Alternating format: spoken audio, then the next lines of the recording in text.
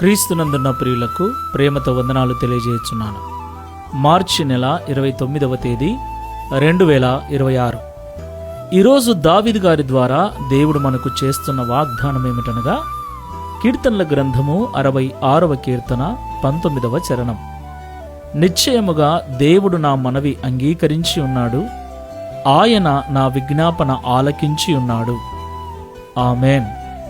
నా ప్రియమైన సహోదరి సహోదరులారా, క్రైస్తవులముగా జీవిస్తున్న మనమందరం కూడా ఆయా సమయాలలో మన అవసరతలను బట్టి, మన అనారోగ్య పరిస్థితులను బట్టి, మన ఇబ్బందులను బట్టి దేవుని సన్నిధిలో విజ్ఞాపన ప్రార్థనలు చేస్తూ ఉంటాం.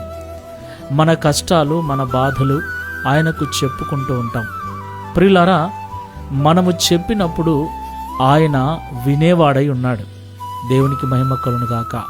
విననేరకయుండునట్లు నా చెవులు మందము కాలేదు, రక్షింపనేరకయుండునట్లు నా చేతులు కురచ కాలేదు అని దేవుడే మనకు తెలియపరుస్తూ ఉన్నాడు. దేవునికి మహిమ కలుగును గాక. ప్రియులారా, దేవుడు ప్రేమ కలిగినవాడు, కనికరము కలిగినవాడు.